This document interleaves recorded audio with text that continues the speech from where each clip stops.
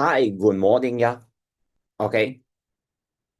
So, this is or what we call seminar. Okay. So I will use the first term seminar notes. Okay. So if you have the notes, then you can use it.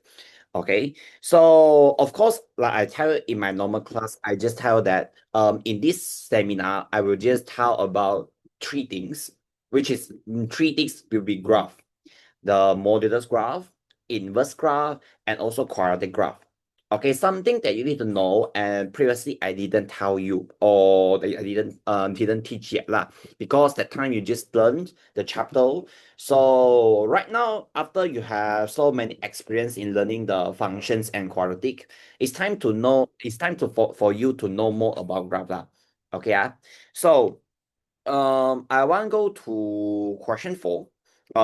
Question seven. Okay, this is your first time seminar notes. By the way, will be same notes. Okay, so you can go to question seven. I have a function g which is modulus 2x plus 1. Just a second. And then the question A asks you to sketch the graph, okay, for -1 to +1. So by the way, this is your domain. Okay, today my speed will be fast a bit lah, as cannot enough time. By the way, how we draw a modulus graph okay, there will be two way. One is technical way, another is by theoretical way lah. Okay, so by technical way, we'll use a method. For me, how I remember it will be a Saxi method. Okay, what we call Saxi, it will be you need to draw a table out. Okay, so let's do it. Okay, so you just draw a table first, and you need to have four column X and Y. So four column. Okay. So four column, this four column we will use the X, E, X, Y lah. S, E, X, Y method. Okay, so when we say SEXY, which means that the S stands for starting, okay, and then the E stands for ending. Okay, this starting and ending, it will become from your domain. This is S and this is E. So then you can put it in your table, -1 and 1. Okay, and then X and Y, it will be the X-intercept and also Y-intercept. This is my seminar notes and then page 7. Okay, another one is Y-intercept. Okay, so for X-intercept, as always, when we want to find X-intercept, then Y need to be 0. Y-intercept will be X need to be 0. Okay, so this is the basic starting that we need to have. Okay, when we drawing a modulus graph lah. By the way, just let you know that I will say Y actually same meaning as the fx lah. Okay, so then you go and find each coordinate.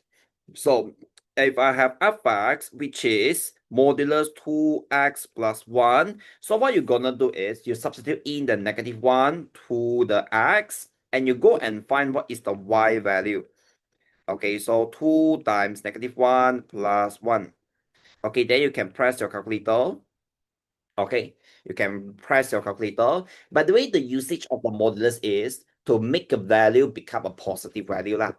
Okay, so if you do times -1 plus 1, can you see you get a -1 value? And then modulus will make it become a positive. That's why in the end you get a +1. So you just write 1. Okay, so this is your first coordinate, -1 and 1. Okay, and then right now you just repeat the rest of the things. Okay, you just repeat, which is 1 and also 0. So here I will jump a bit. Okay, the calculations I let you I directly calculate out lah. So the second one you should get 3, and then here you should get 1 also lah. So which is you have the 1 and 3 and also 0 and 1 coordinate. Just that for the third one, what you need to do, again, our fx will be modulus 2x plus 1. And then right now, we will put in fx equals 0 to find the x-intercept. To find the x-intercept. Of course, later I will just tell you another way, which is theoretical way lah. This is what I call Saxi method lah. Okay, can you see SEXY? Okay. for modulus graph, okay. Then right now, when we move the modulus to the other side, it will be plus minus 0. Of course, plus minus 0, which means still 0 lah, no difference. So you just solve it. Plus 1 move to the left become minus 1 times 2 move to the left become negative 1 over 2. Okay, so you get negative 1 over 2. So this is your x-intercept. Okay, so right now, after that, you can start to draw your graph already lah. So you can go and start with your graph. So I draw a y-axis in the middle. Okay, I draw a y-axis in the middle, and then the x-axis. By the way, or I also can write f(x). So you just label all the points. So the first point will be negative 1 and 1. So which means somewhere here. Okay, somewhere here. By the way, you labeled it out. When you label the point, you should draw the dotted line out. Okay, so this is the first point. And then next one will be 1 and 3. 1 and 3. So 1 and 3 should be somewhere here. This is 1. And maybe 3 will be here. Okay, so will be greater values. By the way, we are sketching now, so which means that no need to too precise. Just agak-agak, at least similar lah, okay? Roughly the same now, okay? And then your x-intercept is negative 1 over 2 and 0. So negative 1 over 2 will be here. So this is negative 1 over 2.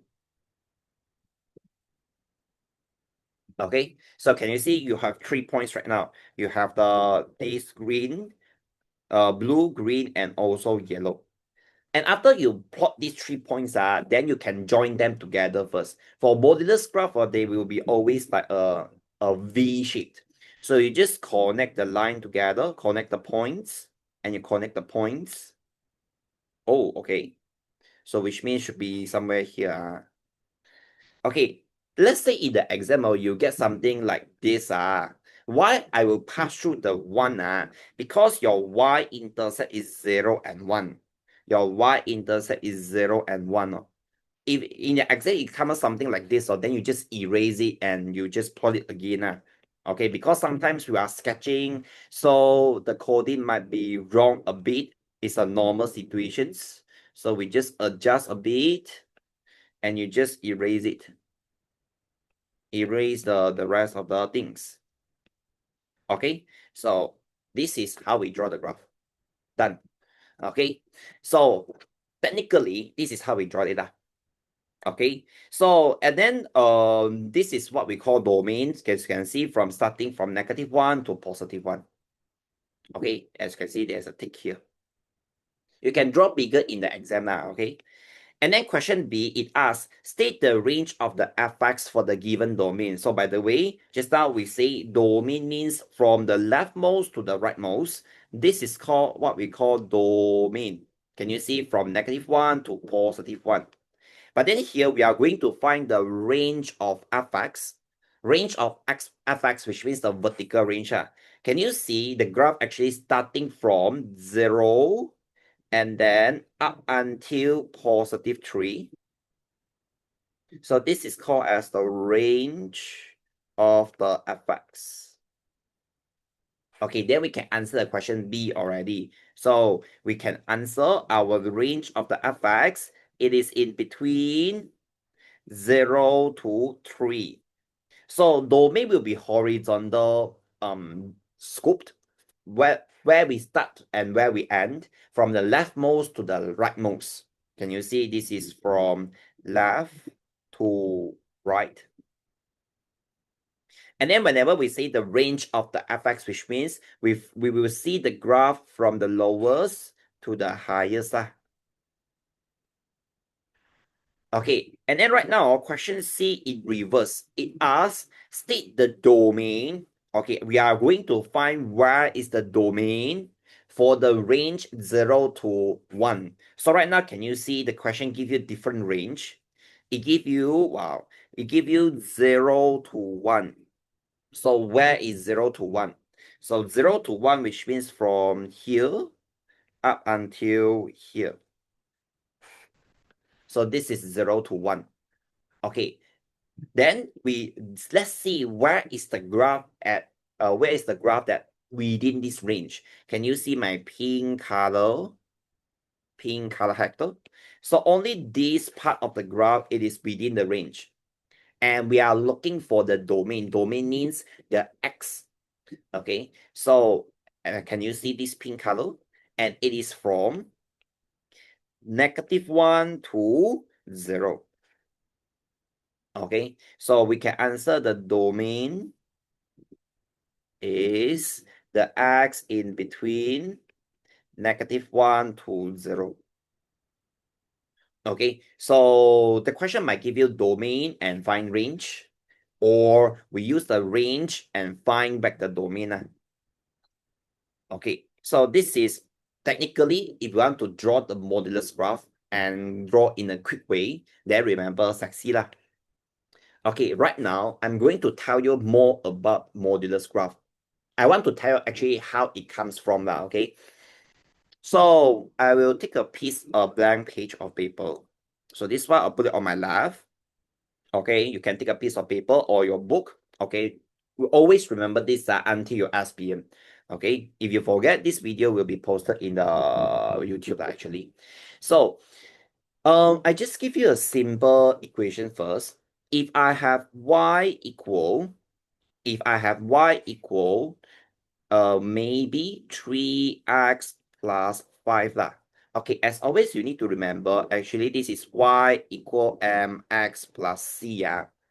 Okay, you can write fx or write y lah, okay? So then from here, your c will be your y-intercept, and then your m will be gradient. So remember, whenever we say gradient is negative, means that the line is going down. And the gradient is positive, means that the line is going up. Okay, so if we draw this kind of graph, we can directly draw it out because it should be a line going up and pass through 5 ma. Okay, so let's draw it. You prepare a ruler, okay? Right now we need to use ruler. So imagine that I need to draw a line that pass through y-intercept with 5. So the line should be something like this. The line should be something like this. Okay, then what is modulus? Modulus will reflect the bottom part, will reflect it up. Okay, will reflect it up. That's why if right now actually we are doing like the changes of the graph. Okay, so right now if I add a modulus on my equation, which as you can see, modulus 3x plus 5.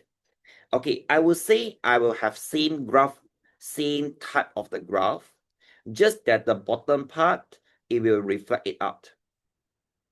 So which means it will still pass through 5. This line, I need to cancel the bottom part and reflect it out. And then here I can erase it. And here we can erase it. Okay, so actually, I no need, not always we use the sexy method lah. You can use this one also can actually. You just reflect it. Okay, right now I want to tell you more.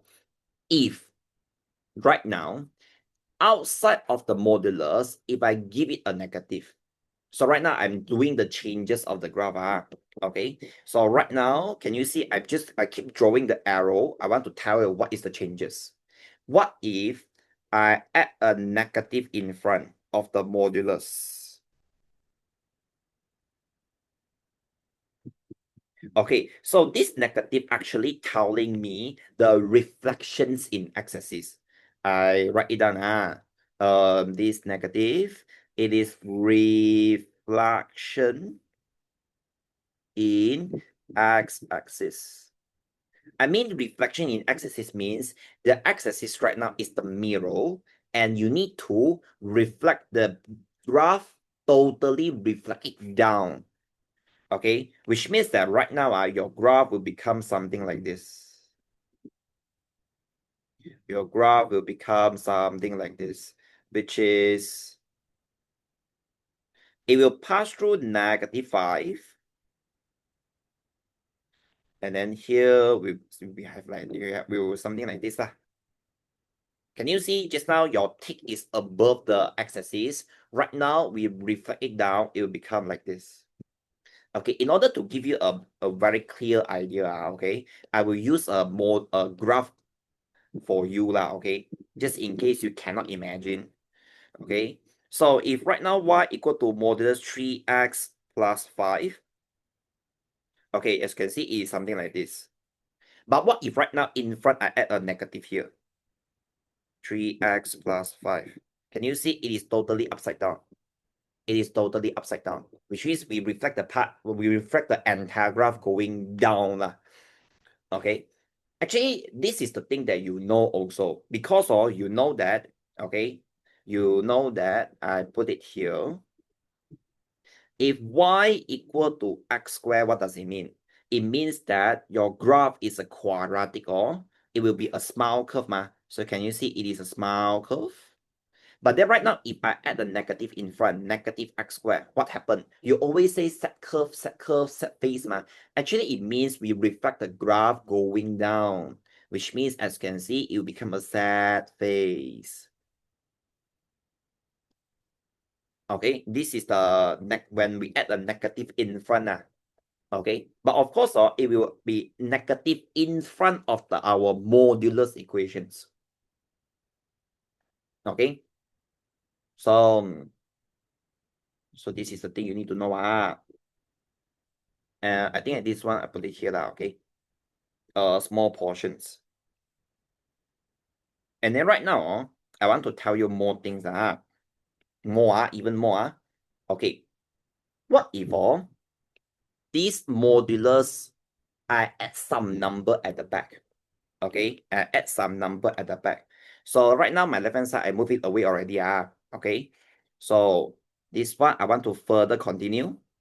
So right now, if I say y equal to modulus 3x plus 5, close modulus, and right now I plus some value. Maybe right now I'm plus or minus some value lah. Maybe I minus 1. Maybe I minus 1.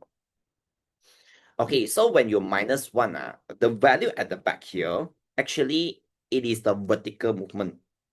The value here, we call it as vertical movement. I'm not sure whether this time exam will come out or not. Maybe in your Form 4 or your Form 5, one of the exam might come out, might ask you. That's why I prepare first.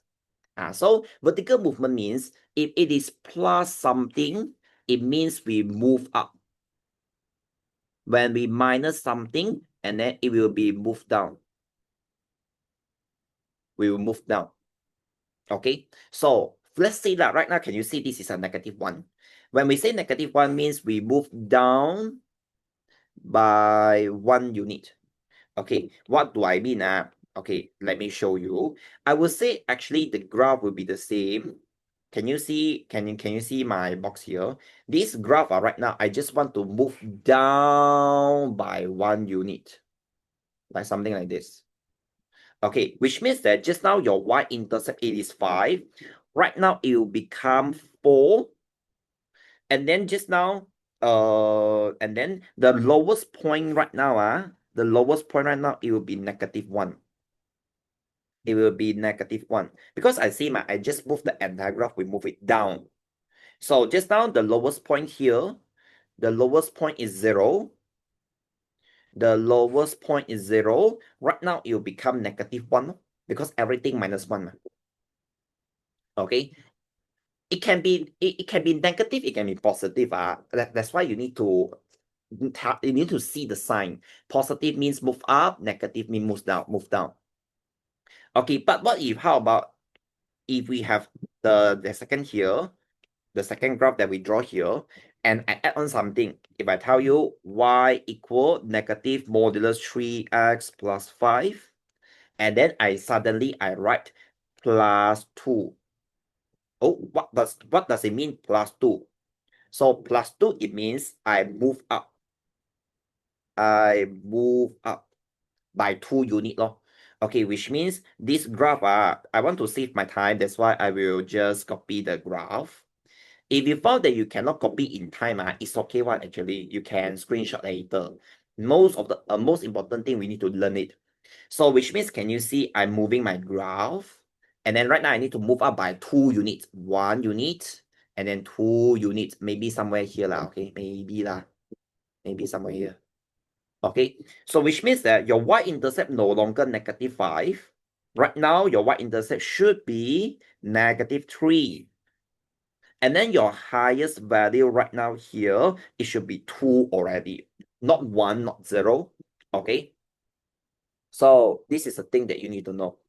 Okay, so then in the exam, how you draw this kind of graph, okay, how you draw this kind of graph? First, you use sexy method, still use the same thing. Second, you always draw a graph of the y equal 3x plus 5. Then you reflect. Can you see there's a negative in front? You should do the reflection in x-axis, then only you move it up. Because when we solve some mathematical equation, we always will solve multiply divisions, then only plus and minus. Can you see when I add a negative in front, actually it means I multiply -1. Which means this modulus 3x plus 5, I multiply -1, then I only move it up. Which means if you have something like this, please remember, what you need to do is, you need to do the reflection first, then only you move it up by 2 units. It can be +2, it can be -1, depends on the questions. Okay, so this is about motion of the graph.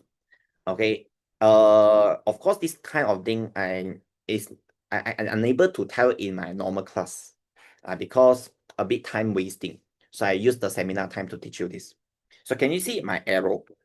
My arrow, okay, which means I tell you actually the modulus come from the original straight line, then modulus, and then after that we have such changes lah. Okay, then we can look at some question about this kind of thing. Okay, so for this, if you haven't done, copy, okay, and you can screenshot it down first. Okay, 5 seconds. 5, 4, 3, 2, 1. Kacha. Okay, then we go back to the questions here. So right now I'm going to your question 8.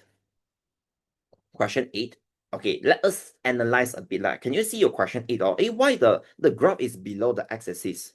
Because as I tell just now, whenever there is a negative in front of the modulus, it means that we have done the reflection in the x-axis.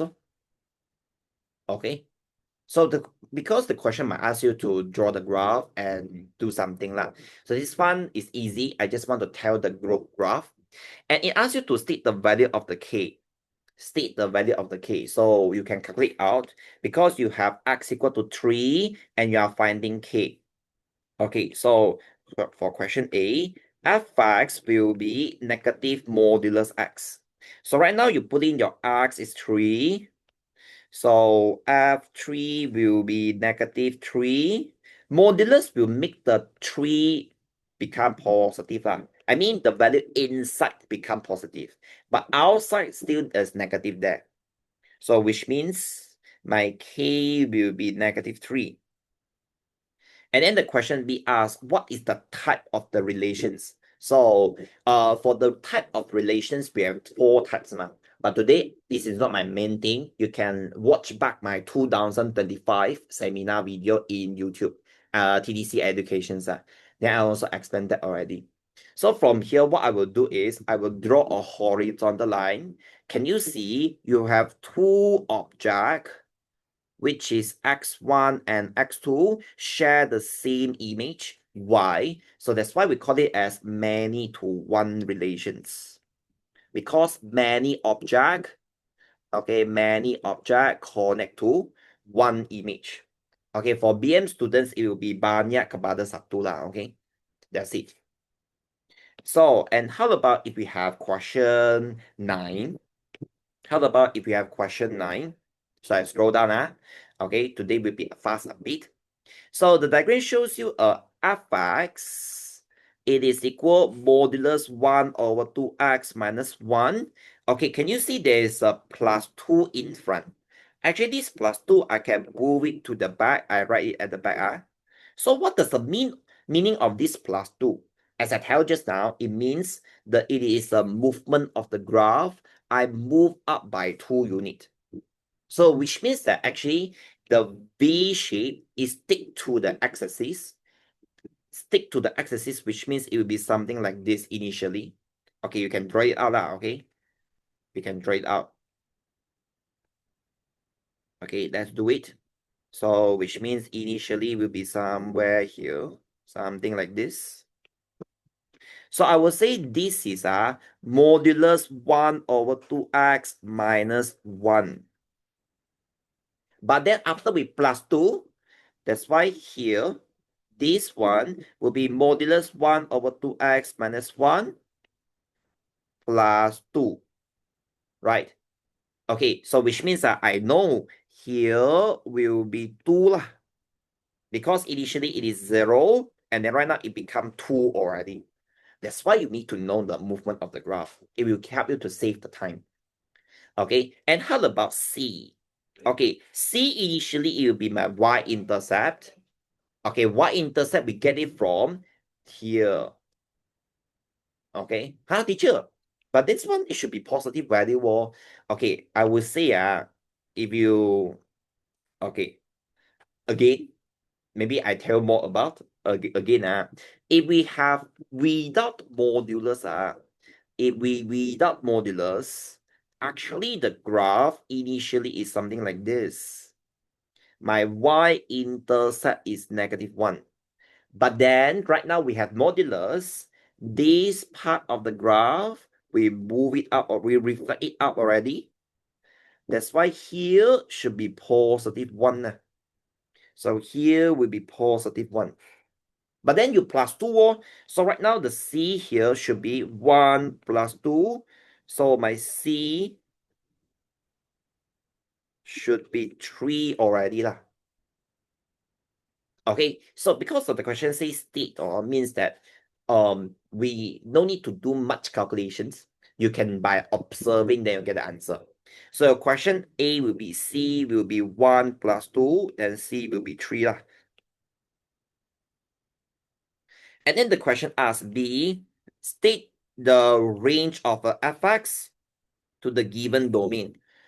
Okay, so why this 2 is very important because right now this modulus graph, I'm going to find the range of fx. What is range of fx? From the lowest to the highest. What I can observe here is my lowest point will be 2. So here will be lowest. And then where is the highest? When x equal to 9, here will be the highest.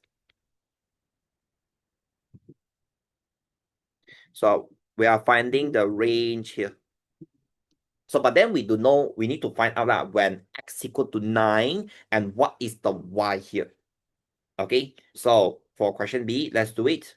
The question already gives us a function fx, which is modulus 1 over 2x minus 1 plus 2. And then right now we can find when x equal to 9. So f9 will be modulus 1 over 2 times 9 minus 1 plus 2. Okay, then 1 over 2. Oh, okay, just a second. I need to press my calculator. 1 over 2 times 9 minus 1. Okay, will be modulus 7 over 2 plus 2. So, of course, modulus will keep it as a positive value. So, and then eventually we get 11 over 2.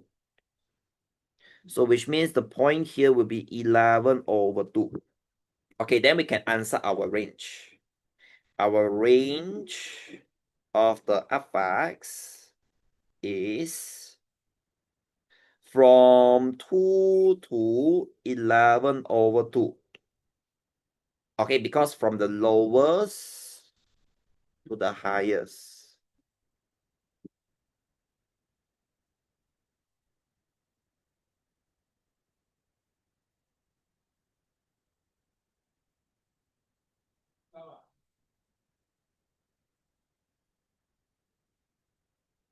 Okay.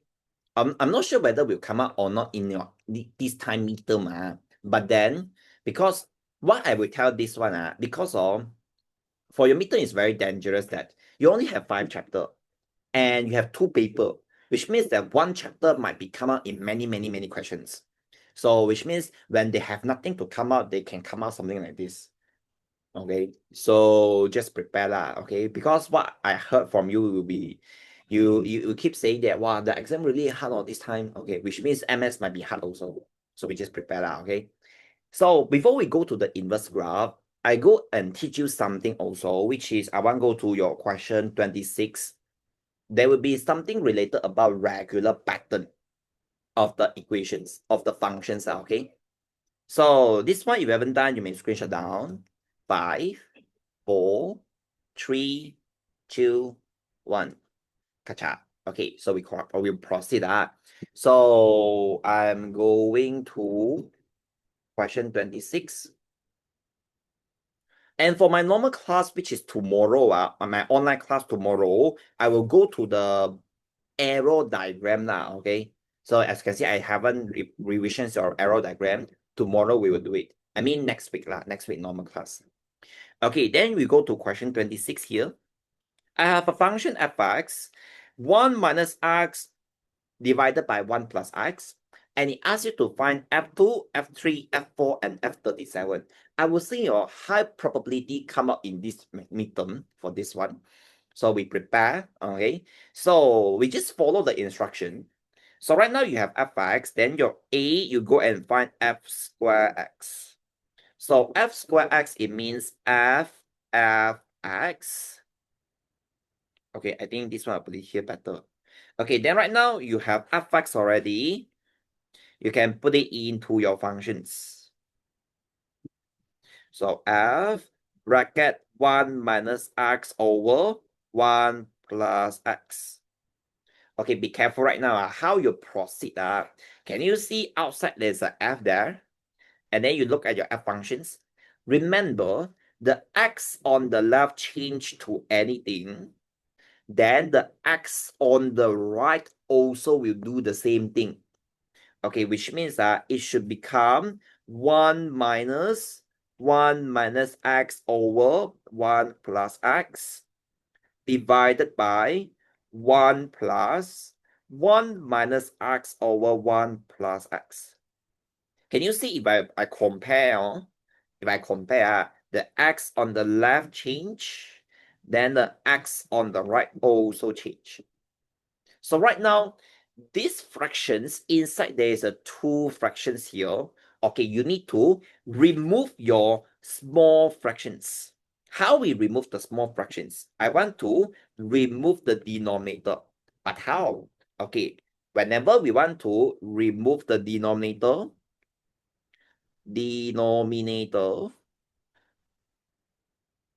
then we multiply the denominator. Of course, this month I also do same thing revisions already. So I'm going to multiply 1 plus x and denominator also multiply 1 plus x. By the way, whenever you multiply, it applies to the whole thing. So 1 plus x times 1 will be 1 plus x. And then minus 1 plus x is you multiply the second one, then you cancel out the denominator. You only left 1 minus x. Same goes with the bottom part. Then will be 1 plus x plus 1 minus x. And then right now, remember, you need to expand the negative and a positive. So 1 plus x minus 1 plus x. This is also plus 1 minus x. So you should get 2x over 2.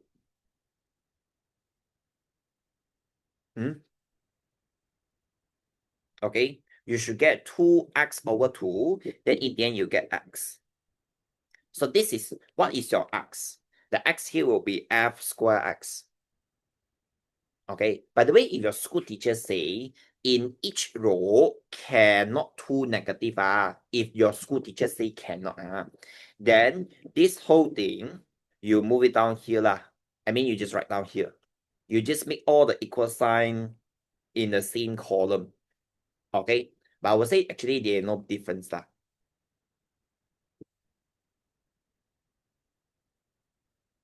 Okay, right now, I just tell the truth first. Whenever you get equal x, which means you have a set of functions already, and the following things will repeat. Okay, what do I mean? Okay, I write down here. Okay, can you see right now your fx? It is 1 minus x over 1 plus x. Okay, where x cannot be -1. And then right now, your f square x, it is x, your f square x, it is equal to x. Okay, when you are stacking the functions, when you are finding the composite function, whenever you get the x here, then you stop finding already. Because I will say, whenever you get x, then stop finding. Because this is a set of the I would say function. And then the following will be repeating. Because right now you have f and then f2. How about f3? F3 no need to find anymore because it will repeat. I mean repeat means it will repeat. This is your f3. And then your f4. And then repeat. f5. And then f6. And then repeat. f7. f8. And so on. As you can see, it will be two functions as a pair, two functions as a set. So which means your f3, f5, f7, it will repeat the same functions. And then f4, f6, f8 will be repeat the same function. Okay? You might ask, teacher, really? Okay, then let's prove it. Let's prove it. Like your question B, it asks you to find your f3 wall. So what is f3? f3, it means I can write f square x. And then just now we found our f square. We found our f square. It is x. And then what is fx? We also have our fx. Well, our fx will be 1 minus x over 1 plus x. Can you see? Your f3 repeat the same thing with your f1 already. Okay, then how about C, question C? What is f4? f4, I can understand f square and f square x. Okay, and then we know that f square will be x. Can you see you still have the f square x? So you still get x. That's why I say when you find x, then you stop finding. You don't need to find anymore because the following functions, you will keep repeating. This is what I call a pattern.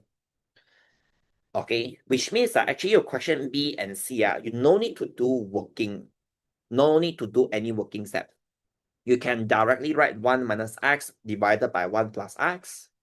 And then this one, you can directly write x. Why? Because you found the pattern already. Like how about your question D? Your question D, F37x. First, you no need to go and find one by one. Because students, they keep writing F, F, F, F, F, and so on. No need. What you need to do is you need to observe. So based on the set that we found just now, what you can observe? you can observe that in this set, F1, F3, F5, F7 will be the 1 minus x over 1 plus x. I will say in these situations, when your power is odd power. What is odd power? It is a odd number lah, the number that cannot be divided by 2. And can you see another one? 2, 4, 6, 8, which is even power. Which is even power. Then you get x. So right now, then you observe that this 37, is it odd or even first? Obviously, this is odd. Obviously, this is odd. Okay, so that's why I can directly write the answer will be 1 minus x over 1 plus x, where x cannot be -1. Okay, by the way, don't memorize. Don't memorize like, oh, teacher, is it always 2 function as a set? No, in the exam, it might be 3 function as a set. Then how you know how many functions in a set? When you get the x, stop finding. When I say whenever you get the x, you stop finding. Okay, for example, just more example. If in the future, okay, I put it here. When you fx, you have something, and then you go and find f square, it is another functions. And then suddenly your f3, you get your x. Oh, okay. Whenever I say whenever you get your x, and then you stop finding. Don't find it anymore. Why? Then the following numbers will repeat. So this is called a set. Okay, what do I mean repeat? That means that F4, F5, F6, F7, F8, and F9. It will follow it, which means will be 3 functions as a set. As a family, you can understand as a family also can now, okay? So can you see 3 as a first row, and the second row with 4, 5, 6, and so on. What I see before that normally will be 2 as a set, 3 as a set, even 4 as a set. Okay, how you know how many members? Okay, then when you found X, then you stop already, which means you form the pattern already lah. Okay, so this is the thing that you need to be careful lah. I will say you need to be careful and remember. Just a second, by the way. Okay, there is another question is about pattern, which is I have done it this month also, which is it will be the n, power n. But then the questions, it should be just a second.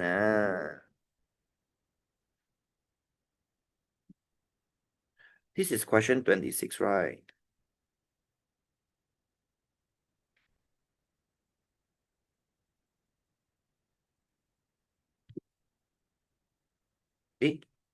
It's okay.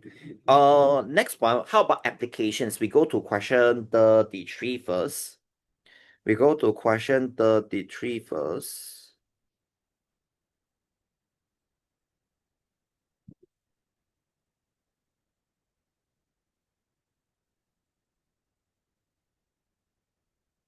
So if you have enough time for this, you may screenshot it down. 5, 4, 3, 2, 1. Gotcha. Okay, we proceed first. Question 33. If I have extra time, I will come back some questions. Okay. I will come back some question. Okay, I also worry that this exam come out these applications. Then you need to follow the story.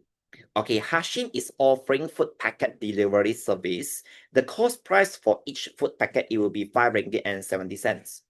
Okay, so this is the cost. This is the cost for each food packet is 5 ringgit and 70 cents. And the selling price, it will be 6 ringgit and 50 cents. On average, he spent a 24 ringgit on the petrol for the food delivery per day. And question A, it asks you write a profit function Fn in terms of the number of food packet delivery. Okay, by the way, N will be the number of the food packet delivered lah. Okay, so right now, how we calculate the profit functions. Okay, you learn in your primary, when you want to find profit, how we do it. We will use the selling price minus the cost. Can you see the question give you the selling price is 6 ringgit and 50 cents? And then the cost will be 5 ringgit 70 cents. Okay, then you can find the profit. So you use 6 ringgit and 50 cents minus 5 ringgit and 70 cents. So how much you earn? What is your profit in each delivery?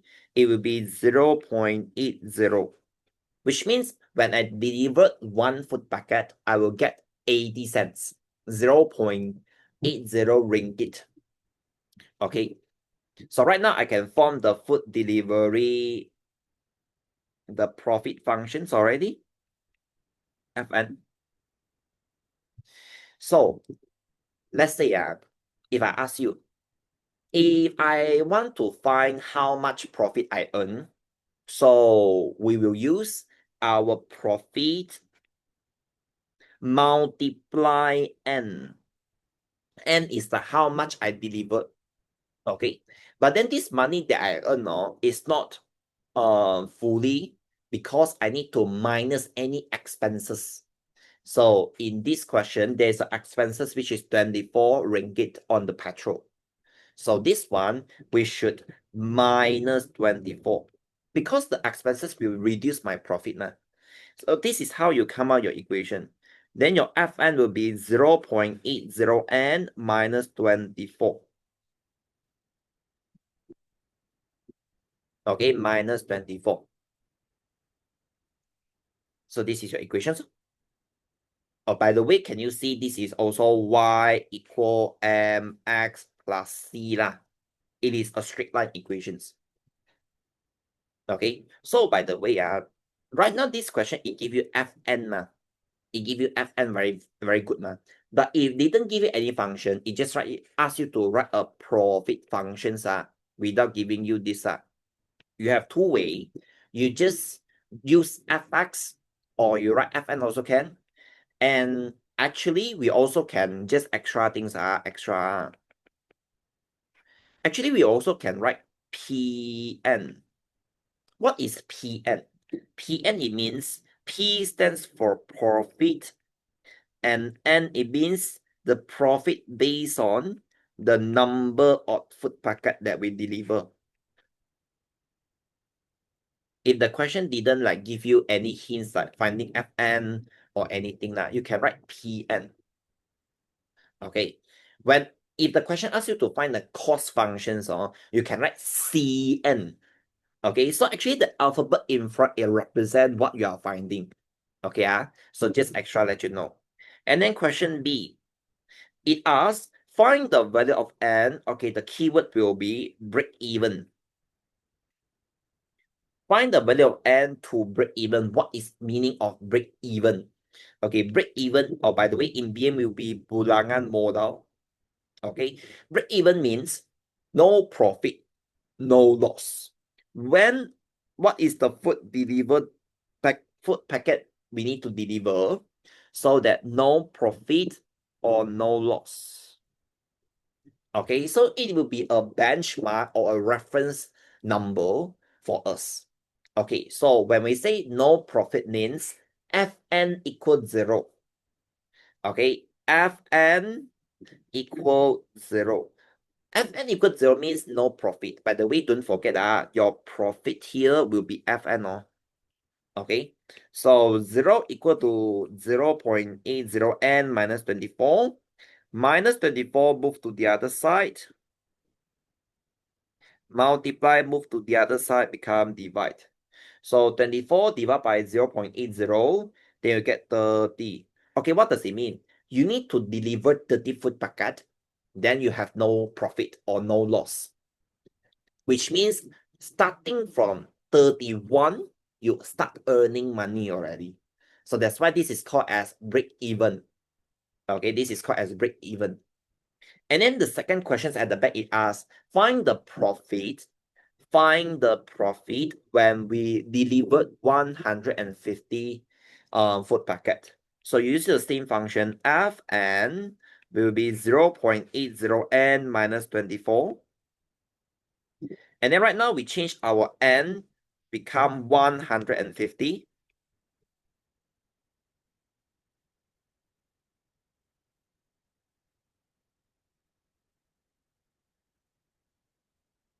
Then you can press calculator. So I get 96 ringgit. So this is the profit that we earn. Okay. Then your question B asks, represent your answer in an arrow diagram. Okay, in an arrow diagram. So you can do like this. Okay, or if you want to do like this also can, or you can make it into a bubble, two bubbles, something like this. Normally I will do bubble, okay, will be better. So this is n, the number of the packet undergoes the profit functions will become our profit. Okay, so just now when n equal 30, our profit will be 0. So which means I will write 30 connect to 0. And then when we deliver 150, then the profit is 96. So then we write 150 and then 96.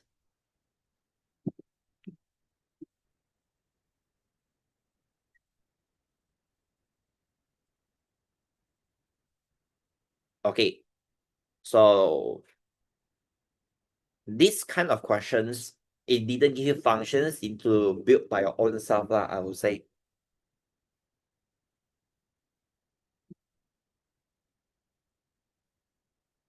Okay, then right now I can go to the inverse functions.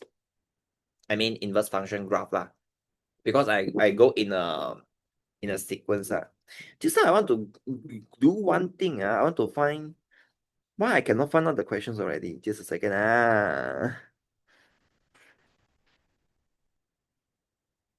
the question disappear already It's okay. So next we go to question 34, next page only lah. So this part if you haven't done, you may screenshot it down. 5, 4, 3, 2, 1. Kacha. Okay, we go to question 34 Okay, then these questions, we have the 3x minus 2 for the fx. For this fx, it will be 3x minus 2. It gives you the point P and also the point Q. On the same diagram, it asks you to sketch the f minus 1. If it asks you to sketch the inverse function graph, okay, I do it properly. So this is my fx. Okay, if it asks you to do the inverse functions, how sketch the inverse function. First, I think you need to have the line of y equal x first. Okay, y equal x because okay, I think I do it here. X when it undergoes f become y. Okay, which means fx equal y. And what is inverse function? Means that from y back to x. So it will be f minus 1 y, it will equal to x, which means their object and image will be swap the positions. Can you see initially our f, the object is x, and our image is y.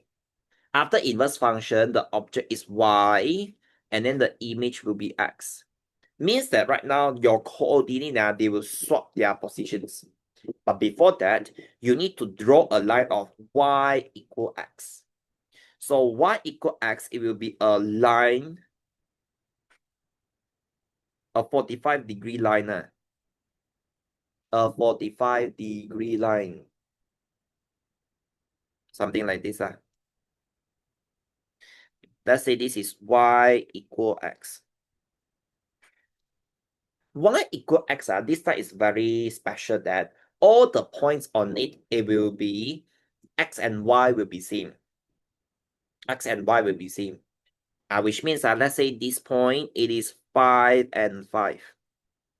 So how I draw it, okay, how I draw it, this line, I teach you. Can you see the point Q here? It is 2 and 4, which means your x coordinate is 2 and your y coordinate is 4. So normally I will go and make a box here. Can you see a box here? So which means the x is 2 and the y is 2. Or another way is like you directly draw a 45-degree line, 45-degree line, roughly. Then right now we are going to do reflections. Reflection means just now your Q, it is 2 and 4. After we make it become inverse functions, so it will become 4 and 2. So which means this one we reflect it down, should be somewhere here. 4 and 2. And then can you see your point P? Your point P, it is -2 and -8. And after we do reflections, it will become -8 and -2. So which means we need to reflect it up. Should be somewhere here, P prime. Oh, then right now you can join it together. You can join these two lines together. Okay, then the line that you get here, it will be your inverse functions, your f minus 1. Whenever you do reflections, okay, here always will be 90 degree.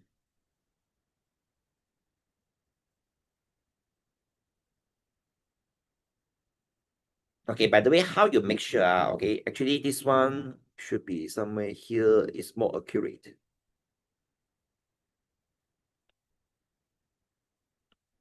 Okay, just a second. Let me show you what I said more accurate.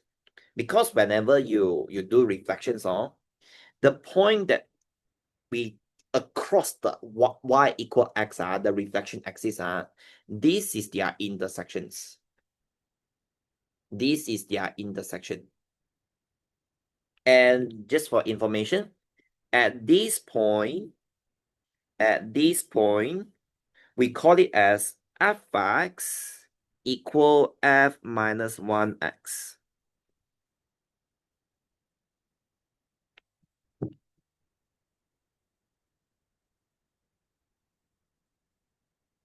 So done drawing for your question 8. The question 8 I just asked you to draw. The question 8 just asks you to draw. As long as you're done drawing, then you get the marks. And then the question B1 asks you to find the inverse functions. Asks you to find the inverse functions. Okay. So if I want to find these inverse functions, this purple color dotted line, okay, you can use your knowledge in your form 3. Okay, so I do it here. By the way, this is my seminar notes page, question 34. Okay, so as I can see, this is a straight line, which means it will be y equal mx plus c lah. Okay, don't worry, it's okay. You try to follow. Then we can go and find the gradient first. Y equal mx plus c. Okay, we need to find what is the gradient. So gradient will be y2 minus y1 over x2 minus x1. Then you use your point that you get just now. 4 and 2, -2, and -8 and -2. So be y2 minus y1 over x2 minus x1. Okay, then you can calculate the value. 2 minus -2 over 4 minus -8. So I get 1 over 3. You get 1 over 3. So I can put it into my equation. 1 over 3 Okay, then you can write y and then x plus c. And in your form 3, how you find c? If you want to find c, you substitute one of the coordinate to find the c. Let's say I substitute in 4 and 2. 4 and 2. So your x will be 4, your y will be 2. To find your y-intercept c. Okay, so 2 will be 4 over 3 plus c. Plus move to the other side, then c will be 2 minus 4 over 3. Then you get 2 over 3. Okay, then right now you get your inverse functions. Y equal 1 over 3x. And then your c is 2 over 3. But I will not write the y because I know I'm finding my inverse functions. So f minus 1. I will change my y become f minus 1x. Repeat that. You might write the y equals something, but I know we are finding the equations of the inverse function. Then we change the y become f minus 1x. Okay, and then the question asks, hence, verify that the functions that we get just now, is it the inverse of the fx equal 3x minus 2? Okay, how you verified? How you verified? Okay, I write it down. Okay, when we solve f minus 1x and we get equal x, then we done verified. If let's say we didn't get that, we don't get equal x, it means they are not inverse function. This is yes, they are inverse functions. So if the question asks you to prove, is it this function is the inverse function, you need to do f minus 1. Because if it is an inverse function, the f and f negative 1, they can be cancelled off, and you only left the x. This one we learn it in week 1 also. Okay? I mean, repeat whenever they are inverse to each other, then these two things, they can be cancelled, and you will get x. Okay, if you didn't get x, then they are not inverse. Okay, so that's why right now we verified that. I don't have enough space, so I do it here. We have fx, and we also have inverse functions already. Okay, then we start. Let's find f minus 1x. So I have f minus 1x, we put it in. It will be 1 over 3x plus 2 over 3. And then can you see outside there's an f there? So when your x change to anything, then your x on the right also change.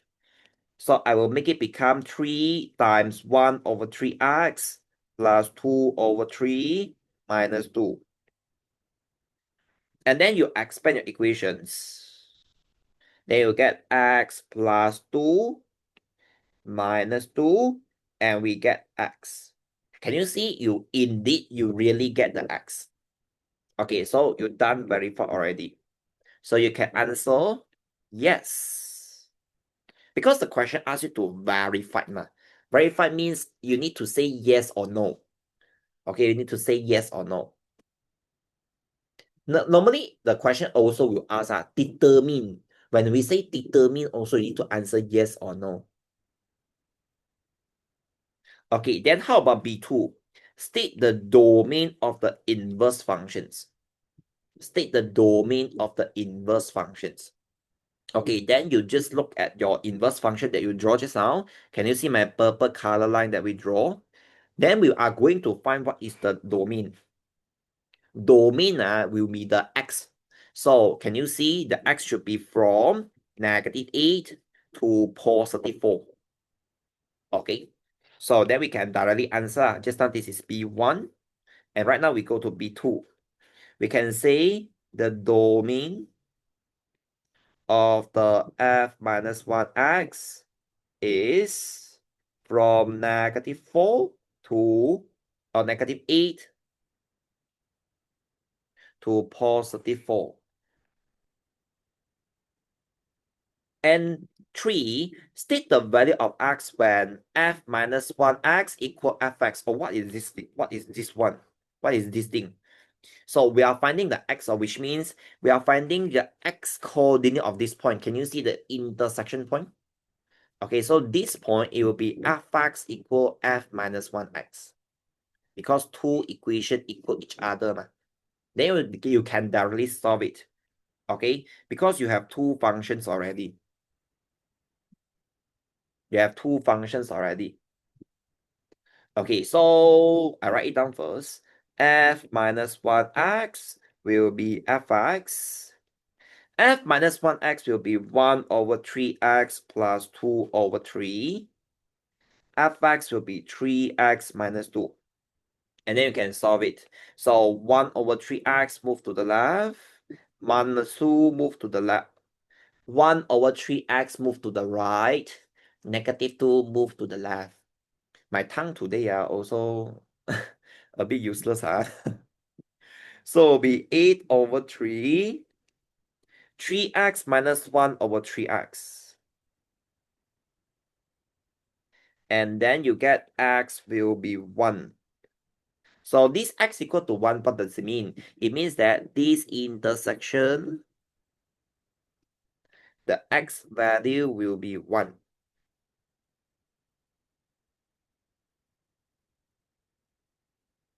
Okay, by the way, let you know more. I want to let you know more things. Just a second.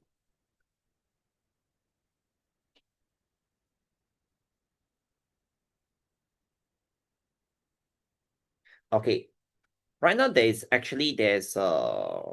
sometimes the question might be they might didn't tell you give a graph and ask you to find the domain and range.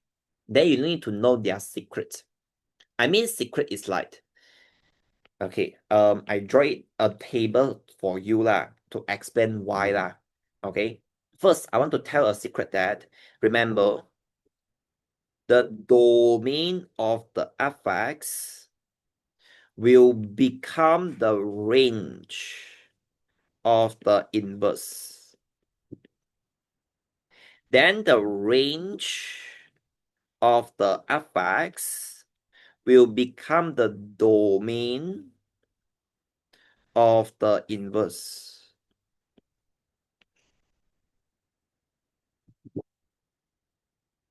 Okay, this one, I mean, they will be like an inverse relationship. That's why we call it as an inverse functions. Okay, which means that let me prove it to you. So if I draw a table out, let us investigate the domain and for both functions, domain and the range of both functions. So let us look at the fx. So for the fx here, what is the domain? Will be from -2, here will be -2, and here will be +2. So which means our domain x will be from -2 to +2. And just now I tell you, the domain of the fx will become the range of the inverse functions. Is it? Okay, then let's see. What is range? Which means y. So if you look at your inverse functions, your y will be from -2 up until +2.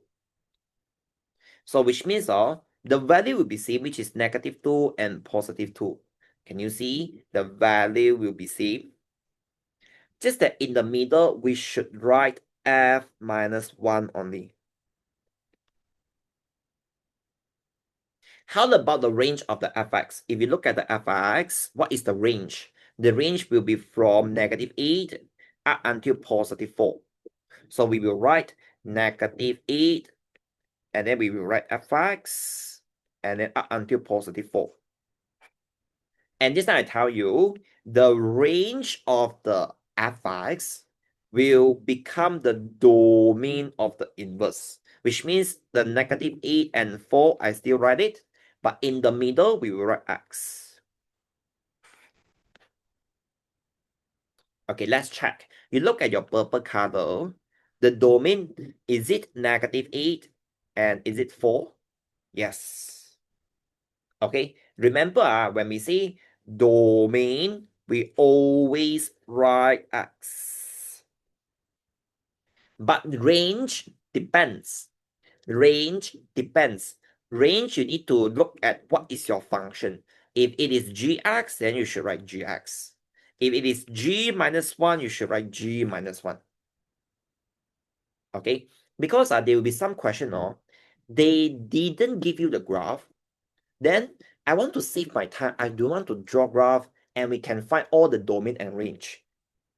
Okay, so we will use some property lah. For example, normally the question like to give you something like, they give you the domain of the fx without graph, and suddenly one of the question it asks, what is the range of inverse? Actually, you get the answer already, because the range of the inverse will be same value as the domain. So you don't need to draw graph. You can save your time. Okay. So this is the thing you need to know about inverse function.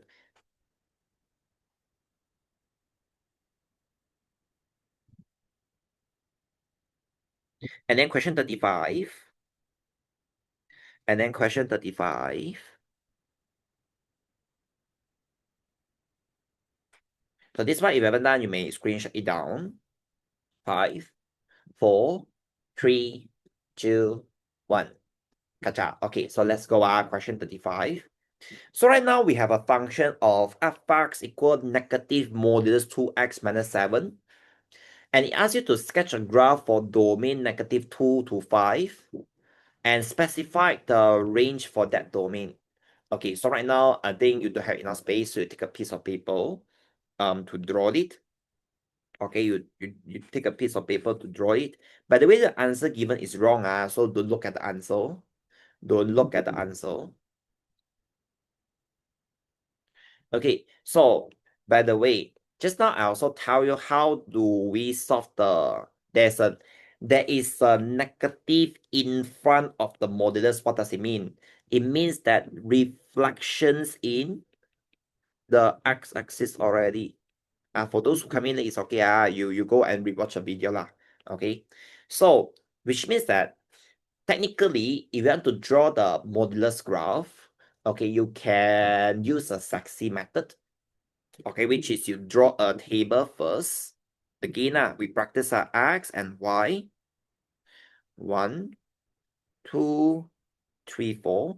Can you see sexy SEXY? So what is S and E? Starting and ending. So starting and ending, we get it from the domain. So which is your S and E will be negative 2 and 5. X-intercept, then Y need to be 0. Y-intercept, then X need to be 0. By the way, Y will be C meanings at fx. Then you go and find all the points. You go and find all the points. Okay, so let me show you. Fx will be negative modulus 2x minus 7. And right now your x is negative 2. You put it in.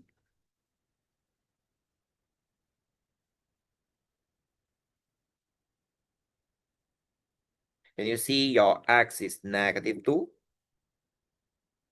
So will be negative 4 minus 7 will be negative 11.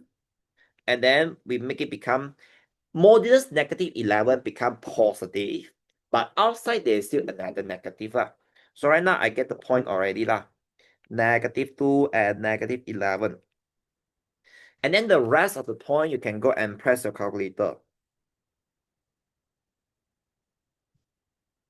And the rest of the thing you can go and press your calculator. Okay.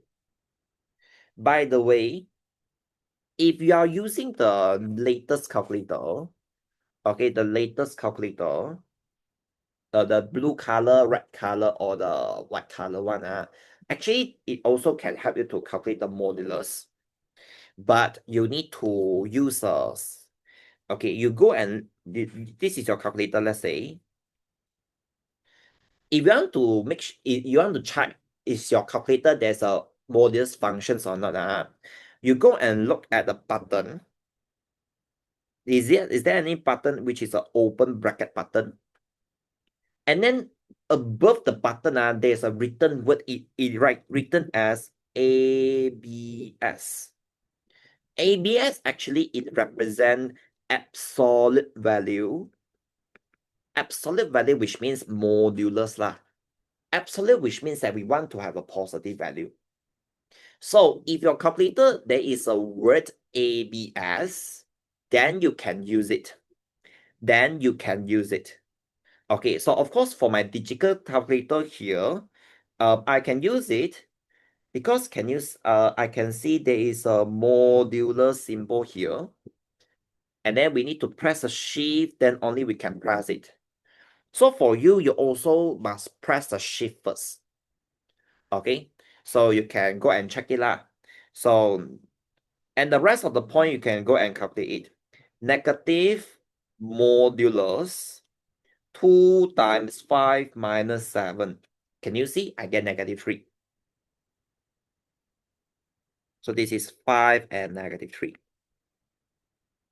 And then the next one, negative modulus 2 times 0 minus 7.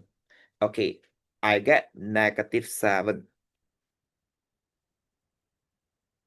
Okay. If your calculator don't have the button of this ABS, absolute value, so sorry, you cannot use a calculator direct get the answer lah. Then you just calculate one by one, okay? Or you change calculator, okay? Okay. So I will suggest to you to change lah, okay? Because we use money to solve some problem, okay? Which is actually is a normal thing. And then the next one, for the x-intercept, no choice. You need to calculate by your own self, which is our f bar x is 0.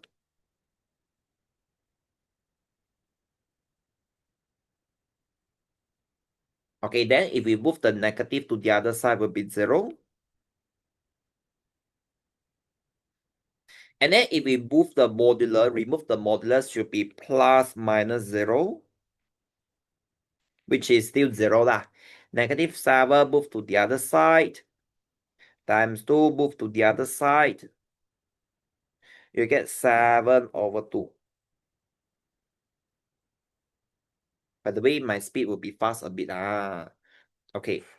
And then right now you can start to draw a graph already. Okay, you can draw a x-axis. You draw bigger because I want to add on some question on here to teach you more things about modulus. Okay, I think the normal questions you if you go and do the questions, you start to get used to it. But modulus actually you might be still stuck a bit. That's why I do more on this. Okay, so then you can draw your graph. So this is your y equal f bar x. Okay, so your domain right now, the first point is negative 2 and negative 11. So assume that here is negative 2. Negative 11 actually is quite far away from the x-axis, which is this is my first point, negative 11. And then 5 and negative 3. So maybe here it is 5. And maybe negative 3 will be somewhere here.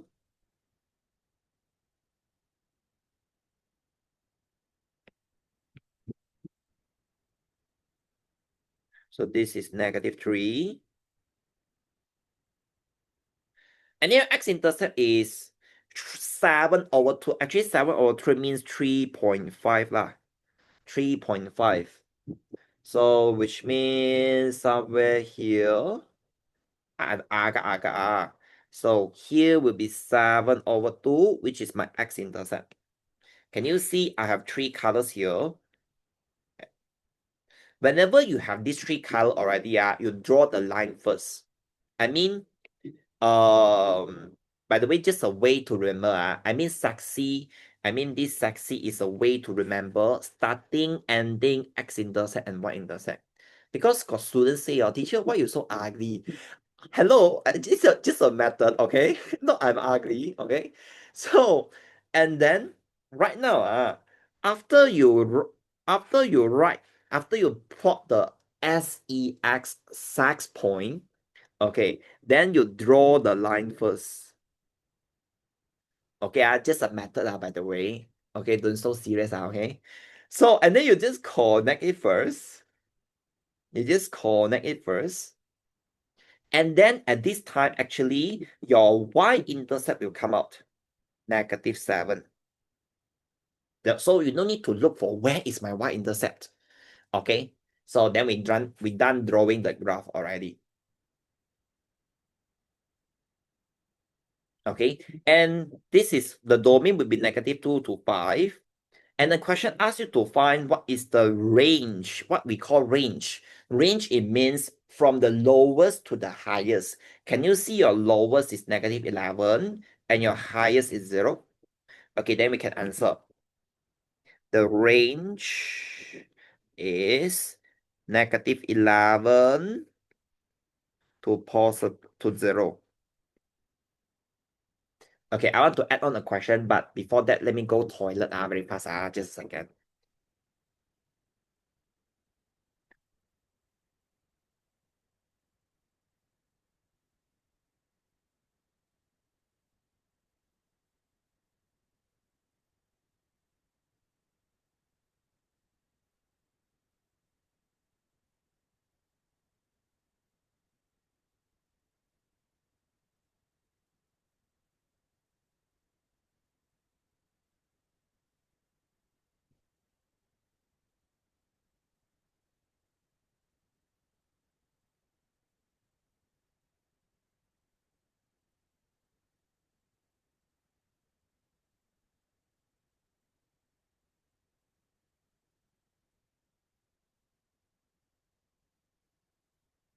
Okay, I'm back.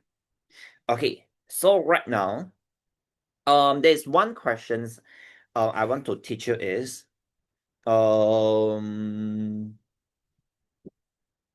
if under this question right now I tell you more. If I tell you more, I want to find the domain for the fx less than, let's say less than -2. Okay, so again, what is domain? Domain means x. Domain means x. Okay, and in my normal class, I teach you before. Let me show you. In my normal class,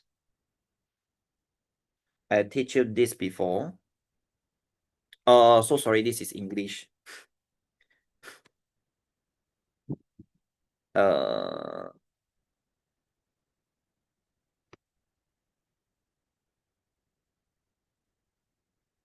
this one. Okay, I teach you this one before. Okay, just like I want to show you something. Okay, so enlarge a bit, not enough space. Okay, so right now we are finding the x. You have two ways. Either you use my formula, either you use your graph. Okay, so right now I want to find the the domain for fx less than -2. Okay, I show you two. Okay, I show you two. One is by calculations. Another one is by graph. But by graph will be, you need to have the graph that only you can find out. Okay, so let's see how about by calculations. Okay, so by calculation, I want to solve fx less than -2. So what is your fx? In this question, it is -2x minus 7. Okay, and then I want to remove the negative, so everything times -1. Be careful when you times -1, oh, then this symbol, I need to make it become greater. This is my April week 1, actually, I teach you previously. So right now, can you see it is a greater symbol? Then I tell you, if a greater symbol, modulus A greater than B, then you need to make it become this equation. Okay, it is a shortcut. I will say a shortcut, and it's a formula. It'll become A less than -B, A greater than B. Okay, then what is your A? Your A will be 2x minus 7, and your B will be 2. Then you can solve it. So -7 move to the other side, become positive, times 2 move to the other side, become divided by 2. Again, -7 move to the other side, become +7, times 2 move to the other side, become divided by 2. So this is your answer already. Domain.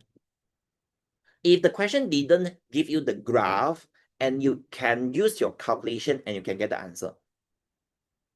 But then how about by graph? Okay, so by graph, by the way, it say f(x) less than -2. Actually, it also, I can understand as, where is the graph if my y, I want to find y below -2. So actually, you should go and find where is y below, what is -2 first. So let's say here is -2. Here is -2.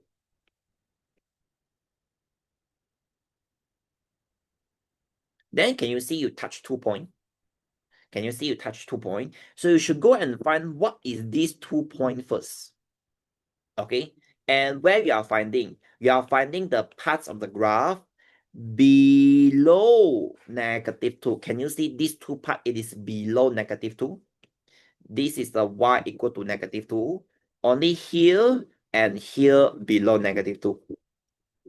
Okay, so let's find where is -2. So I use my f(x) equal -2. My f(x) is negative modulus 2x minus 7. And then here I can everything times -1 modulus 2x minus 7 equal to. And modulus move to the other side, become plus minus. And then you solve it respectively. 2x minus 7 equal -2. Then x will be 5/2. And another one, my x will be 9/2. Actually, the value that you get here, 5/2 and 9/2 it will be here. Can you see my red color pen? 5/2 and 9/2. And where is my answer? I want to find the graph below, so which means left hand side of 5/2 and right hand side of 9/2. So I write it down. Okay, just a second. I think I copy this graph to my left hand side better. Just a second, because I want to show you something. I put it here. So right now, here is a, can you see you get a negative value right now? Just a second. Okay, here it is an equal sign, but then when we say domain, it should be a range. Okay, it should be inequality. So left hand side of 5/2, right hand side of 9/2. So, and then we should write x less than or equal to 5/2.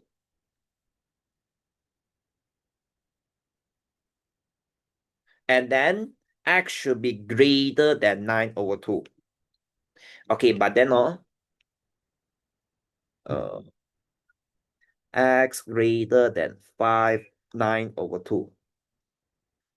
Can you see actually you get the same answer? Just that calculations will be faster, lor. Because we no need to draw graph, then if we by graph, you need to done drawing the graph, then only you can do calculations. Okay. So some question, they really will not give you graph. They just ask. Then if they just ask, you need to purely rely on your calculation, then will be this part.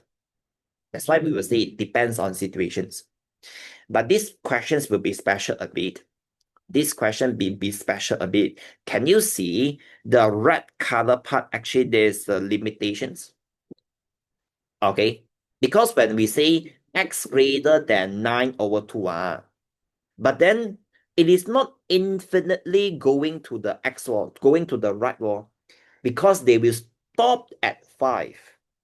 Okay, don't forget in this question, actually, our domain until 5 only. So which means here, I need to make a conclusions. It will be x in between 9.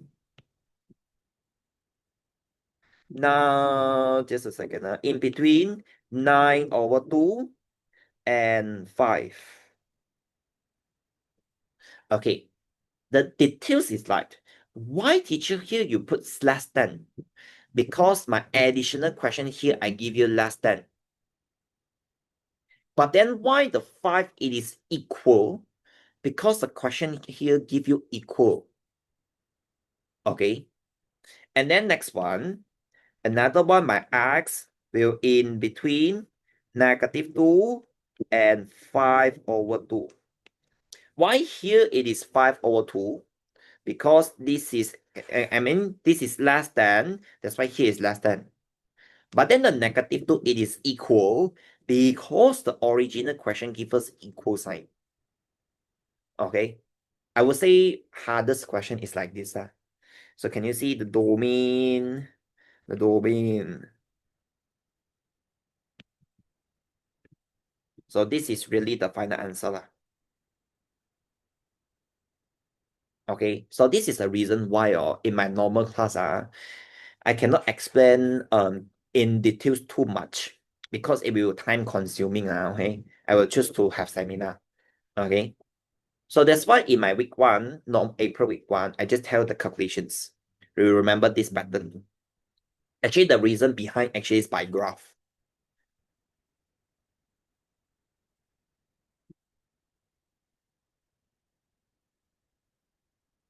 Okay, and then the next question, question B. So this one, if you haven't done, you may screenshot down.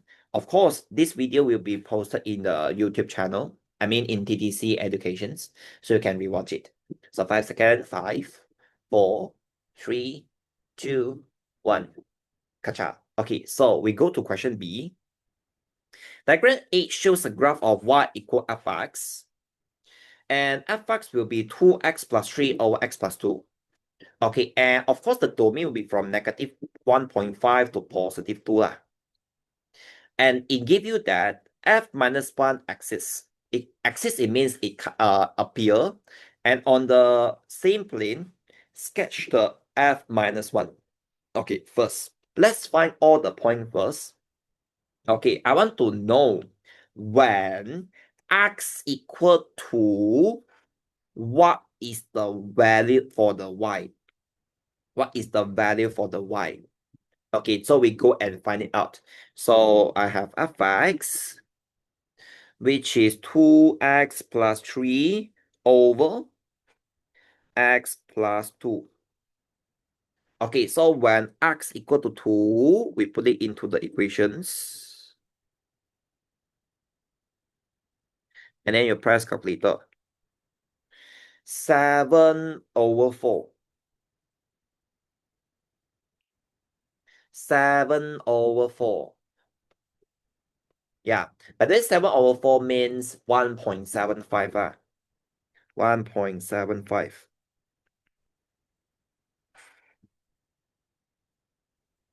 Okay, just now I tell you, if you want to draw a inverse function graph, you should draw a y equal to x first. Okay, y equal to x, okay. Y equal to x, this time is very special because all the points on it, the coordinate will be same. I mean, like this point maybe is 1 and 1, and here will be 2 and 2, and here will be 3 and 3. So you might ask, teacher, where is the y equal to x? Is it here, or here, or here? You do know where is it, right? So right now, maybe you can at least find out 1 point first. I mean, for example, you get 2 and 2 first. So can you see I can draw a dotted line from x equal to 2 and y equal to 2. At least I go and find 1 point first. So let's say this is 2 also. Then I know my y equal to x must pass through this point. Then I can draw my dotted line. I can draw my y equal to x. So then this pink color line, it will be y equal x. So this point will be 2 and 2. That's why you need to find out this point first. What if the point that you get here, it is 2.5, which means the 2 will be below it, then it should be somewhere here. Then you should draw your y equal to x here. Okay. So that's why you need to always check. Y equal to x means all the points on it will be x and y are same. Then right now we are going to do reflections. Okay, so for example, your x-intercept is negative 1.5 and 0. Then after we do reflections, then we'll be somewhere here. So here will be 0 and negative 1.5.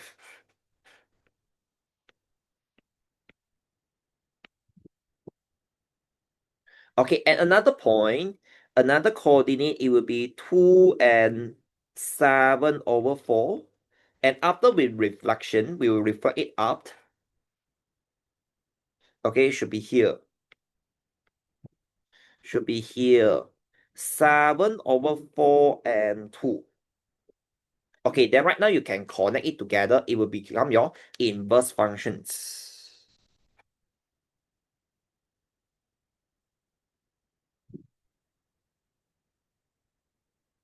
A bit ugly, it's okay lah. Eh.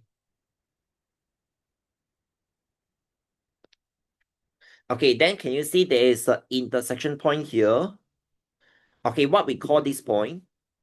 This point we call it as fx equal f minus 1x. And after that, the question asks you to find the domain and the range of the inverse functions. Okay, you either look at the original function or you look at your new graph lah. So let's find it. So my answer, I write it down.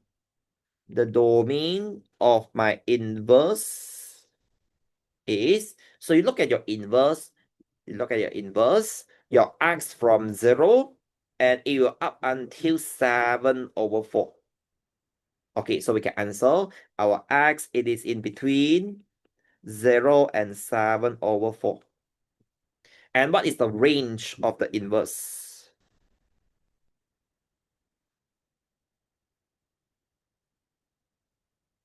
Okay, the range of the inverse, it will be from the lowest, negative 1.5, to the highest will be 2.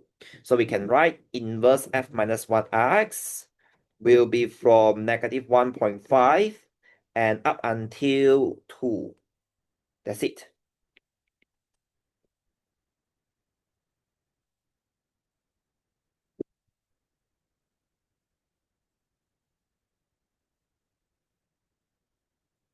Okay, and then right now, I have done my chapter 1, but I want to tell, because today mainly I want to talk about graph actually. So I want to tell quadratic graph. Okay, it will be a probability, a possibility that come out in your exam, and of course it will not carry too much mark, but at least maybe you want to know, because maybe the rest of the thing you know already. Then right now I can tell you lah, I can teach you. So this part, if you haven't done, you may screenshot it down. 5, 4, 3, 2, 1. Catch up. Okay, so I scroll. You can take a piece of paper Just now, I asked you to write on the piece of paper about the modulus, right? So for those who come in late, you also can screenshot down this, or when you rewatch the video, actually also will you see this lah. 5 seconds, 5, 4, 3, 2, 1. Catch up.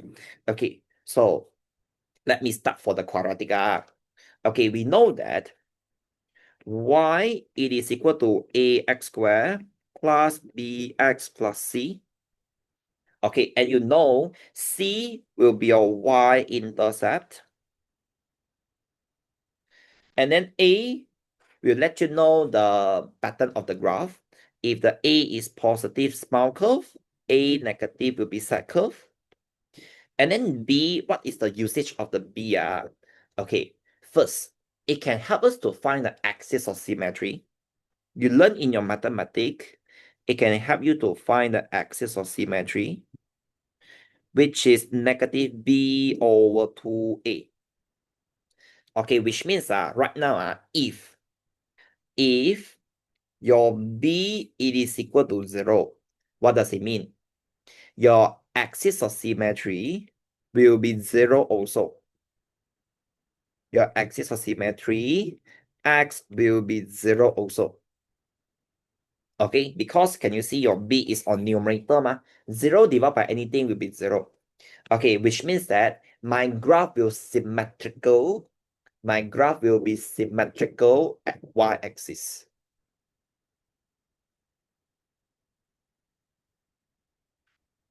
Symmetrical at y-axis. Because whenever we say x equals 0, actually it means y-axis. Okay, why you need to know this? Because it can help you to draw the graph very fast. If I tell you y equal 5x squared minus 2, can you see you have no b? Can you see you have your b is equal to 0? Which means that I can draw the graph. This is my x-axis. This is my y-axis. And I know my y-intercept is negative 2, so I can label negative 2, and I can directly draw the small curve. Can you see you are symmetrical at the y-axis? You are symmetrical at the y-axis. Okay, so of course, I can show you in my Desmos also lah. So y equal to 5x squared minus 2. Can you see it is symmetrical at the y-axis? Your roots will be same value. Okay, so this is to help you to be fast a bit lah. Okay, and then next, what if your B, okay, so just now the first situation is B is equal to 0, then happen like this. Secondly, if your B change the sign, okay, if your B changes the sign, okay, what do I mean change the sign? Means it is from positive 5 become negative 5, or negative 5 become positive 5. Okay, change sign, which means example, B equal negative 5 become B equal positive 5. Okay, then these situations I will say reflection in y-axis. Reflection in y-axis. Okay, so for example, y equal x squared negative 7x plus 12. So if you go and calculate your axis of symmetry, you have negative 7 over 2a. So your x is positive 3.5. Okay, which means we will draw the graph something like this. I draw it in a quick way.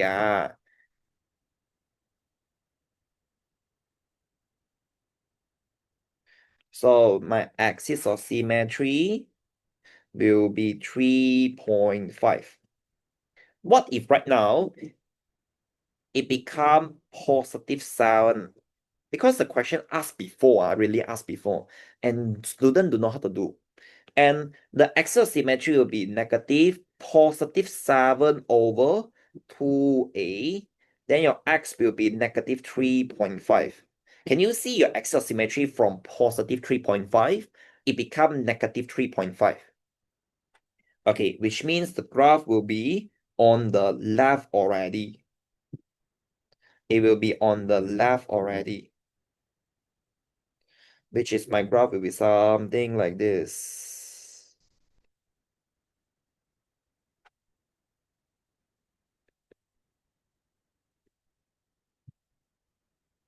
Reflection in y-axis. Reflection in y-axis, which means my y-axis is a mirror. We're reflecting this graph to the left. Because the question of it might ask you to draw it, ask you to sketch it. Second, it asks you what happened. Then you can explain the axial symmetry change. You can explain reflection in y-axis. Okay, it asks you to what is the effect, which means might be they don't want you to do sketching. They ask you to explain in sentence. So that's why you need to know. Okay, so let me show you. Y equal x squared minus 7x plus 12. Can you see it is on my right? Y equal to x squared plus 7x plus 12. Can you see it is on the left? It is reflection on the y-axis. Can you see we reflect the graph only?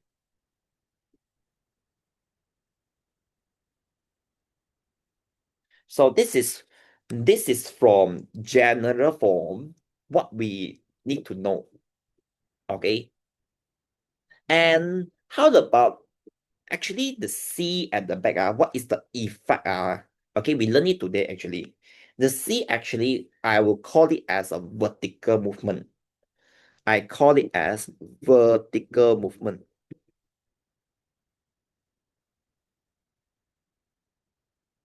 Vertical movement means whenever you plus something, which means you move up.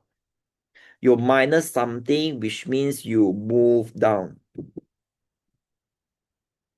Okay, let me show you that. If I just use the original equations here,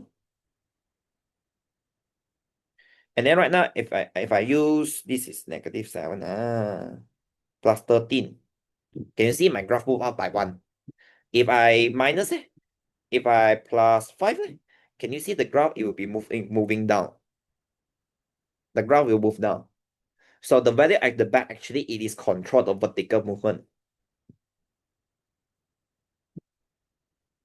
So this is general form. We have another one, vertex form. We have another one, vertex form. Okay, so vertex form will be complicated a bit, but you can follow, try to follow. So this part, if you haven't done, you may screenshot down first. 5, 4, 3, 2, 1. Kacha. Okay, so how about vertex form? I scroll down already. So actually, the vertex form, it comes from like this. Okay, which is you might have this kind of question before, but I choose to not explain that time. So right now I'll tell you. Right now, vertex form, I start with y equal to x squared. Y equal x squared. So what is y equal x squared? It means my graph will be a small graph like this. Okay, and then I can start to have horizontal movement.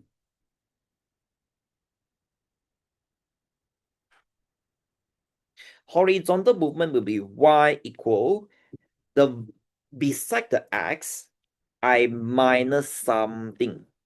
Can you see? I write minus p. Okay, I minus p. And then this p, be careful, will be confusing a bit. If p is a positive value, if p is a positive value, which means you plus something, which means I move to the right.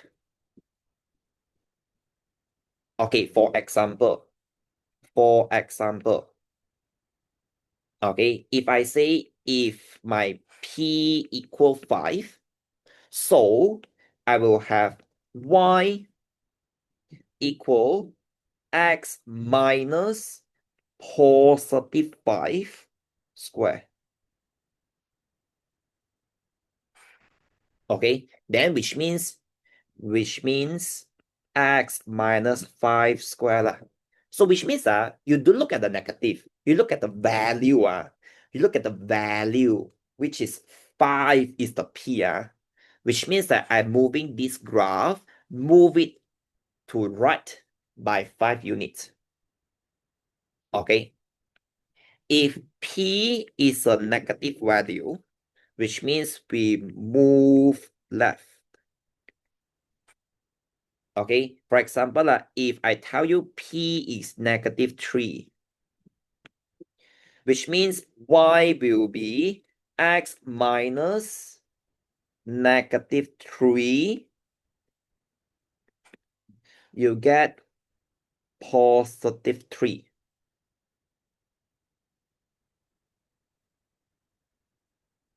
So for the first one, my graph will become like this.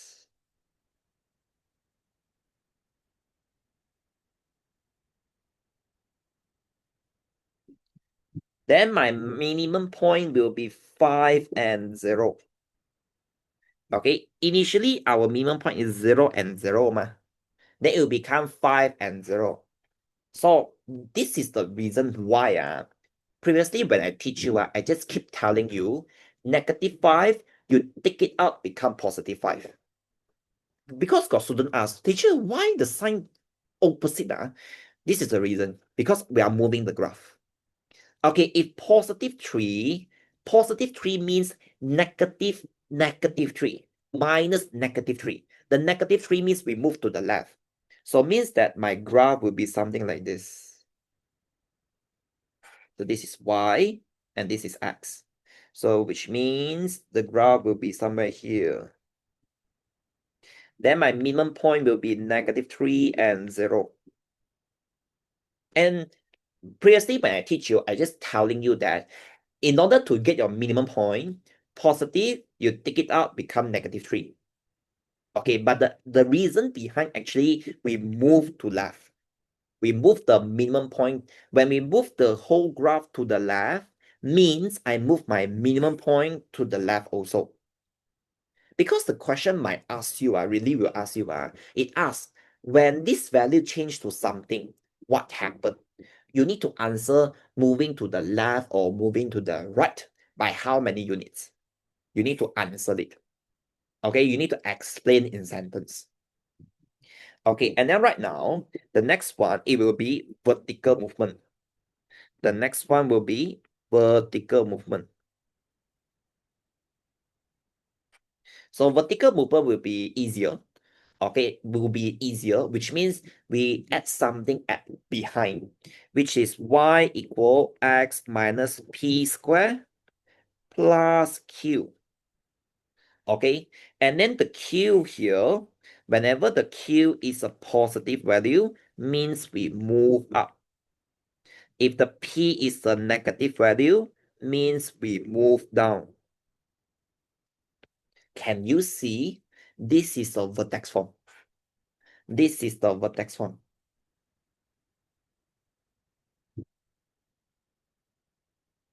So actually, vertex form mainly will be like movement of the graph. Okay, so move up and down, I think will be easy to answer. I understand. So if I give you some questions, okay, if I give you Y equal X plus 2 square minus 5, or what does it mean? First, I can see plus 2. What plus 2 means? Minus negative 2. Then I know move to the left by 2. And then the negative 5 at the back means we move down by 5. Right? So which means that whenever you draw the graph, okay, whenever you draw the graph, we start from the origin, move left by 2, move down by 5. Then you know your minimum point should be somewhere here. We move left to by 2 units and move down by 5. And then we can draw a small curve. Might be something like this. Okay, so the P and Q will decide the position of the graph. The P and Q will decide the position of the graph. Okay, because the question might ask, state the effect on the size and positions. Okay, so I write it down. P and Q affect positions of graph. By the way, what is P and Q? P and Q will be the things that I teach you just now. P is horizontal, Q will be vertical movement.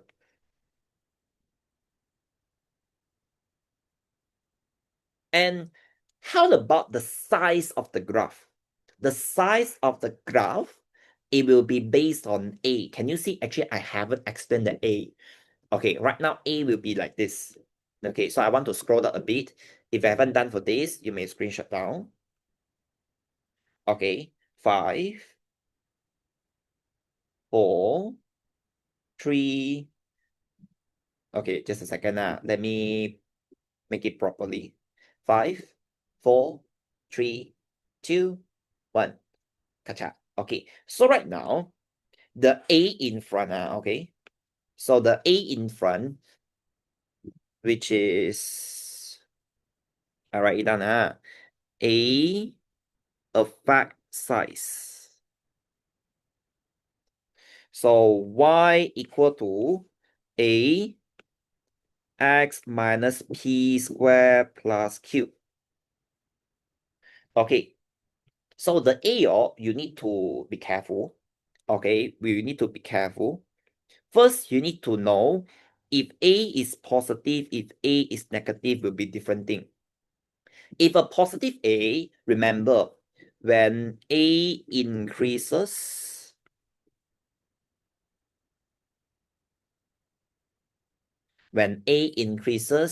the width of graph decrease.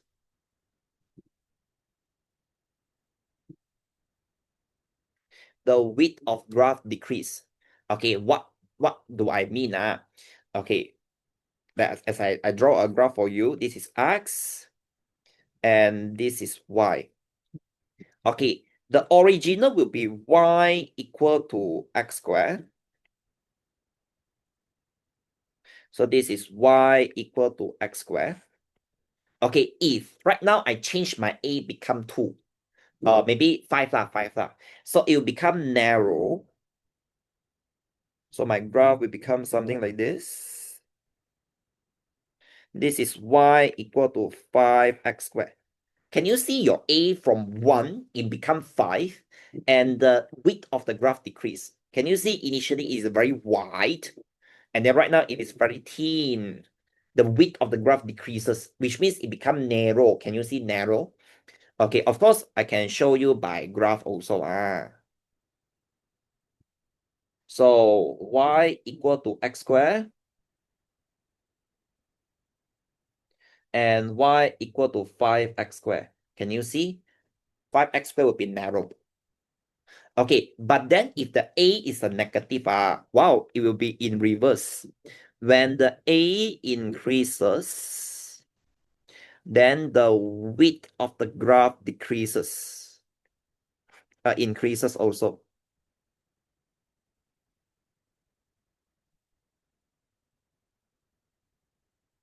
Okay, so what do I mean? Okay, when A increases, the width of the graph increases. Okay, so for example,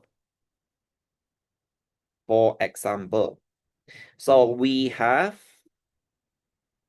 Y equal to negative X squared. Can you see your A right now is a negative value? Negative 1. If I increase the negative 1, I increase until negative 0.1. I increase become negative 0.1. It will become narrow. So this is Y equal negative 0.1 X squared. So when your A increases, okay. Oh, hold on. When your A increases, the graph should be increase or should be wider. Oh, so sorry. It should be wider. So, oh, okay. Just a second. Because sometimes I will confuse also. That's why you need to very be careful. So which means this is y equal to negative x squared. This one should be, can you see your A will be negative 0.1. Okay, and show the graph lah, okay? Y equal negative x squared and y equal negative 0.1 x squared. Can you see the width of the graph increases? It become wider, okay?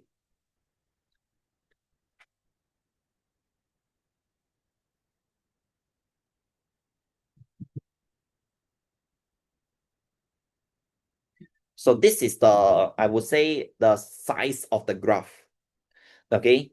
And then from here, when your A increases, but then it become narrow,